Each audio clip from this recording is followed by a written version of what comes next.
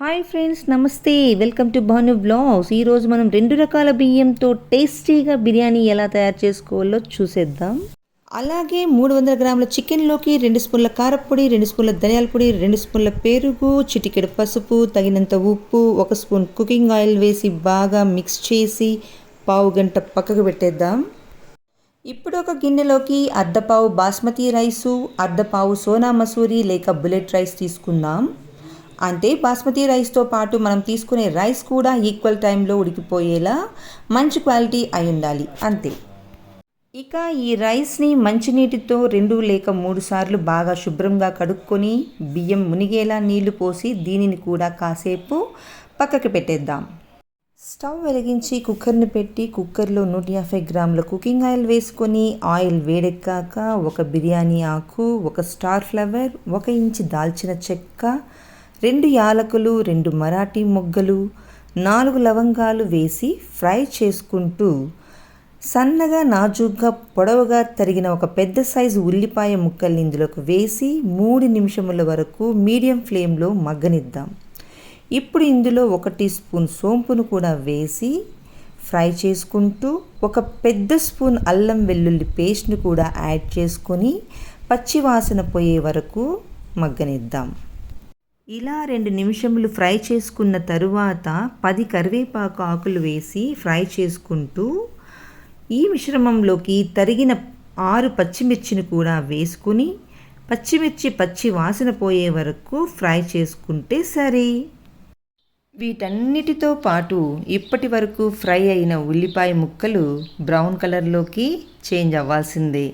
అలా అవుతూ మంచి ఫ్లేవర్ కూడా వస్తుందన్నమాట. ఇలా ఫ్రై అయిన తర్వాత ఇప్పుడు వీటికి తోడుగా 1 ఎర్రటి టొమాటో పండు ముక్కల్ని వేసుకొని బాగా 2 నిమిషాలు మగ్గనిద్దాం. అలాగే 1 గుప్పెడు పుదీనా ఆకుల్ని, గుప్పెడు కొత్తిమీర తరుగుని కూడా వేసి మనం మ్యారినేట్ చేసి పెట్టుకున్నటువంటి చికెన్ను కూడా ఈ మిశ్రమంలోకి వేసేసి బాగా మిక్స్ చేయాలి. ఇలా 5 నిమిషాలు చికెన్ని ఫ్రై చేస్తే చికెన్లోని నీరు బయటకు వచ్చి ఉన్న ఆయిల్తో మిక్స్ అయ్యి పీసెస్ టైట్ అవుతాయన్నమాట. ఇప్పుడు ఒకసారి ఈ మిశ్రమంలో ఉప్పుని చెక్ చేసేసుకుందాం.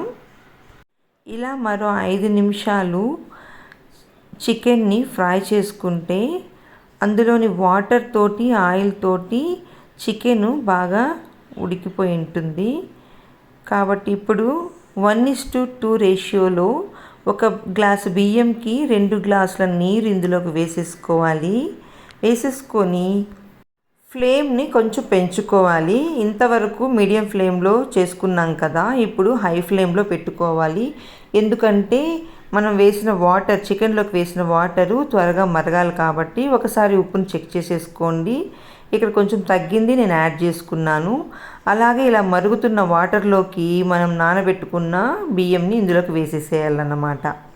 ఇలా రైస్ వేసుకున్న తర్వాత మొత్తం మిశ్రమాన్ని జాగ్రత్తగా ఒక్కసారి అలా మిక్స్ చేసేసుకొనేసి కుక్కర్కి మూత పెట్టేద్దాము. జస్ట్ 2 విజిల్స్ వస్తే చాలు. స్టవ్ బంద్ చేసుకోవాలి. ఒకసారి ప్రెషర్ చెక్ చేసుకొని కుక్కర్ మూతను ఓపెన్ చేయాలి. అలా ప్రెషర్ ఉన్నప్పుడు కుక్కర్ మూత ఓపెన్ చేస్తే బిర్యానీ సీలింగ్ ఉంటుంది, మన కుక్కర్లో ఉండదు. ఈ డెలిషియస్ బిర్యానీకి 1 లేక 2 స్పూన్ల నెయ్యిని కూడా వేసేసుకొని ఇప్పుడు మనం ప్లేట్లోకి సర్వ్ చేసేసుకుందాము. ఒక్క బాస్మతి రైస్తోనే చేసుకున్నామంటే కొంచెం వెగట్ అవుతుంది, కొంత తినే లోపలనే చాలనిపించేలాగా. బట్ ఇలా 2 మిక్స్ చేయడం వల్ల బాస్మతి ఫ్లేవరు ఉంటుంది, మనకు వెగట్ అనిపించదండి. చాలా అంటే చాలా టేస్టీగా ఉంటుంది. Please like, share and subscribe. Thank you.